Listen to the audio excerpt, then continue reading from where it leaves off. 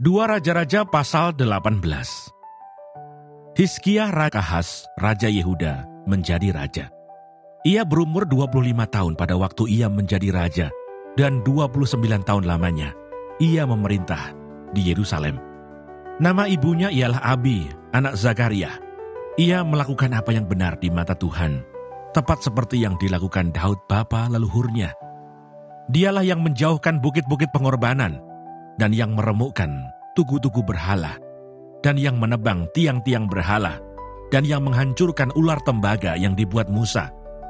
Sebab sampai pada masa itu orang Israel memang masih membakar korban bagi ular itu, yang namanya disebut Nehustan.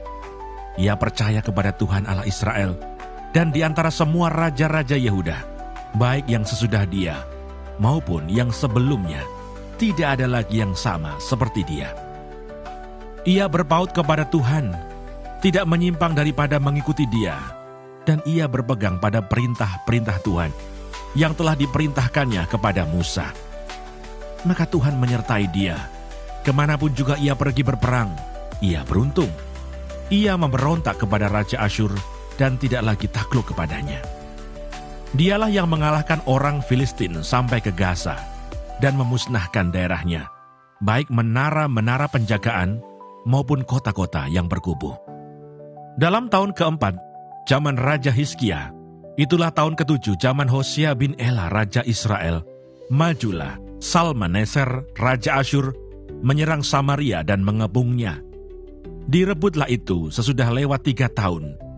Dalam tahun ke-6 zaman Hizkia, itulah tahun ke-9 zaman Hosea, Raja Israel, direbutlah Samaria. Raja Asyur mengangkut orang Israel ke dalam pembuangan ke Asyur dan menempatkan mereka di Halah pada sungai Habor, yakni sungai negeri Gosan, dan di kota-kota orang Madai, oleh karena mereka tidak mau mendengarkan suara Tuhan Allah mereka dan melanggar perjanjiannya, yakni segala yang diperintahkan oleh Musa, hamba Tuhan. Mereka tidak mau mendengarkannya dan tidak mau melakukannya. Yerusalem dikepung oleh Sanherib. Dalam tahun ke-14 zaman Raja Hizkia, majulah Sanherib, Raja Asyur, menyerang segala kota berkubu negeri Yehuda, lalu merebutnya.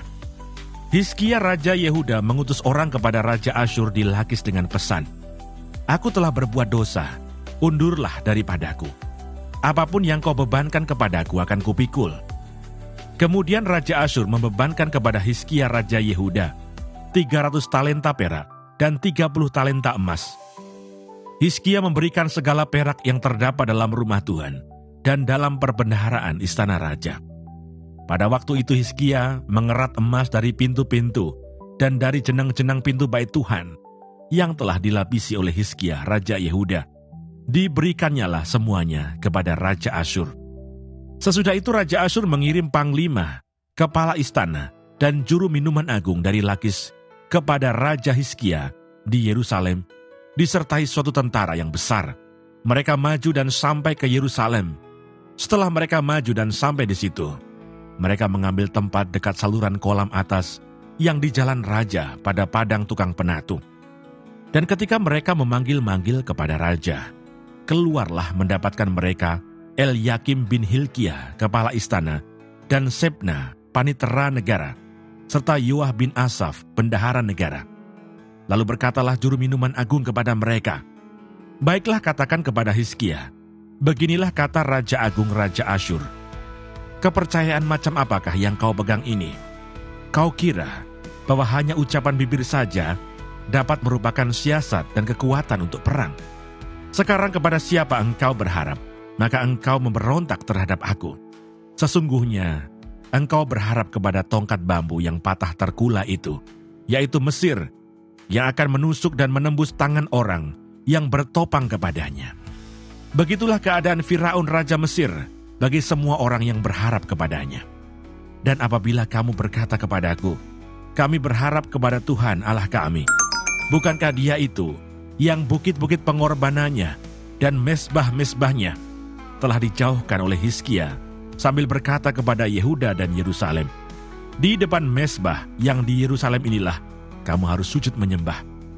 Maka sekarang, baiklah bertaruh dengan tuanku Raja Asyur, aku akan memberikan 2.000 ekor kuda kepadamu, jika engkau sanggup memberikan dari pihakmu orang-orang yang mengendarainya. Bagaimanakah mungkin engkau memukul mundur satu orang perwira tuanku yang paling kecil? Padahal engkau berharap kepada Mesir dalam hal kereta dan orang-orang berkuda. Sekarang pun, adakah di luar kehendak Tuhan aku maju melawan tempat ini untuk memusnahkannya? Tuhan telah berfirman kepadaku, majulah menyerang negeri itu dan musnahkanlah itu. Lalu berkatalah Elyakim bin Hilkia, Sebna dan Yoah kepada juru minuman agung, silakan berbicara dalam bahasa Aram kepada hamba-hambamu ini, sebab kami mengerti, tetapi janganlah berbicara dengan kami dalam bahasa Yehuda, sambil didengar oleh rakyat yang ada di atas tembok. Tetapi juru minuman agung berkata kepada mereka, adakah tuanku mengutus aku untuk mengucapkan perkataan-perkataan ini hanya kepada tuanmu dan kepadamu saja? Bukankah juga kepada orang-orang yang duduk di atas tembok, yang memakan tahinya dan meminum air kencingnya bersama-sama dengan kamu? Kemudian berdirilah juru minuman agung, dan berserulah ia dengan suara nyaring dalam bahasa Yehuda. Ia berkata, dengarlah perkataan Raja Agung, Raja Asyur. Beginilah kata Raja, janganlah Hizkia memperdayakan kamu, sebab ia tidak sanggup melepaskan kamu dari tanganku. Janganlah Hizkia mengajak kamu berharap kepada Tuhan dengan mengatakan, tentulah Tuhan akan melepaskan kita, dan kota ini tidak akan diserahkan ke dalam tangan Raja Asyur. Janganlah dengarkan Hizkia, sebab beginilah kata Raja Asyur, adakanlah perjanjian penyerahan dengan aku, dan datanglah keluar kepadaku. Maka setiap orang daripadamu akan makan dari pohon anggurnya, dan dari pohon aranya, serta minum dari sumurnya. Sampai aku datang dan membawa kamu ke suatu negeri, seperti negerimu ini, suatu negeri yang bergandum dan berair anggur, suatu negeri yang berroti dan berkebun anggur, suatu negeri yang berpohon zaitun, berminyak dan bermadu. Dengan demikian kamu hidup dan tidak mati. Tetapi janganlah dengarkan Hizkia, sebab ia membujuk kamu dengan mengatakan, Tuhan akan melepaskan kita.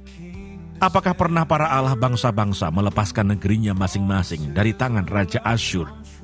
Di manakah para Allah negeri Hamat dan Arpad? Di manakah para Allah negeri Sewarwaim, Hena dan Iwa?